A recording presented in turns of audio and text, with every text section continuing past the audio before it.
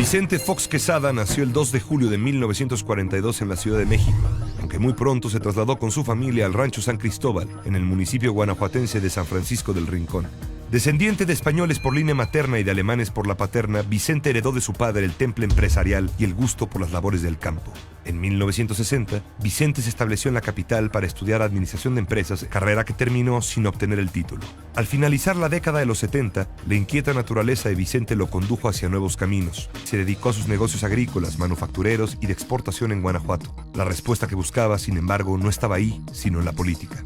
Llevado a ella por el empresario sinaloense Manuel Cloutier, Fox alcanzó una diputación federal y pronto se distinguió por su repudio democrático a la elección del presidente Carlos Salinas. En 1991, Vicente Fox decidió contender en las elecciones por la gubernatura de Guanajuato. Los resultados de la votación señalaron su derrota, pero el clamor por el evidente fraude cometido contra él alcanzó un nivel tal que el PRI se vio obligado a pedir la renuncia de su candidato y el Congreso del Estado tuvo que nombrar a un gobernador interino. En 1995, Fox recogió los frutos de su activismo democrático al presentarse nuevamente como candidato y ganar las elecciones por un amplio margen. En julio de 1997, Fox anunció que había decidido contender para la presidencia de la República por el PAN en las elecciones del año 2000. La temprana autopostulación no sentó muy bien en el seno del panismo tradicional, dominado por las figuras de Diego Fernández de Ceballos, Carlos Castillo Peraza y el presidente del partido, Felipe Calderón.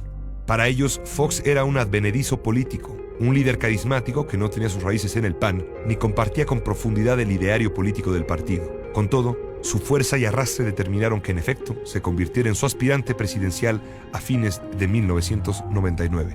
La actitud del candidato Vicente Fox contrastaba por su frescura con el viejo y rígido estilo oficialista del candidato del PRI, Francisco Labastida Ochoa, y con la parsimonia del izquierdista Cuauhtémoc Cárdenas del PRD.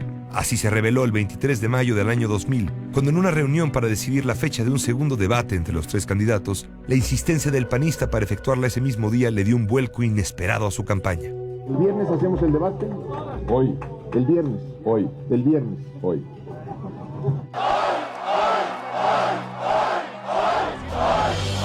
La voz de Fox se convirtió en el grito de guerra de una sociedad dispuesta a cumplir el sencillo mandato del candidato: sacar al PRI de los pinos. Y en efecto, Fox, el demócrata extravagante, lo logró con el 42.5% de los votos en las elecciones del 2 de julio. Fox tomó posesión de la presidencia con índices de popularidad muy altos, pero desde el principio fue poco prudente al actuar y especialmente al hablar. Como candidato, Fox había sugerido que el problema del EZLN en Chiapas podía solucionarse con buena voluntad en 15 minutos. Pero el voluntarismo foxista chocó con la intransigencia. Las reformas constitucionales en materia indígena promulgadas en 2001 no consiguieron contentar a los rebeldes y sí recibieron muchas críticas por afectar el principio de igualdad entre los ciudadanos. Al cabo, el problema del EZLN quedó sin resolver. Poco después de su triunfo, Fox anunció que enviaría al Congreso una ambiciosa propuesta de reforma fiscal para incrementar sustancialmente la recaudación. La propuesta incluía gravar con el IVA los alimentos y las medicinas, hasta entonces exentas de ese impuesto. Sin contar con una mayoría de su partido en el Congreso, pero con buena aceptación ciudadana, Fox confiaba en que la popularidad que le había llevado a sacar al PRI de los pinos forzaría a los legisladores a aprobar la reforma fiscal. No fue así. La reforma hacendaria del presidente fue rechazada en el Congreso por una aplastante mayoría. La miscelánea aprobada en su lugar dejó a México prácticamente en el lugar que ya tenía, con una de las recaudaciones más bajas del mundo. Junto con la reforma hacendaria, la gestión de Fox vería igualmente derrotadas sus principales iniciativas, las llamadas reformas estructurales en materia política, energética y laboral.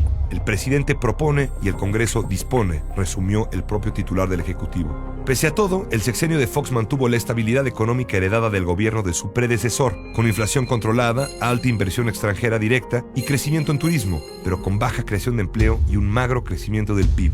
El 11 de septiembre de 2001, 6 días después de una visita oficial a México del presidente George Bush, los ataques terroristas en Estados Unidos cambiaron al mundo y las expectativas que se habían levantado sobre una gran reforma migratoria.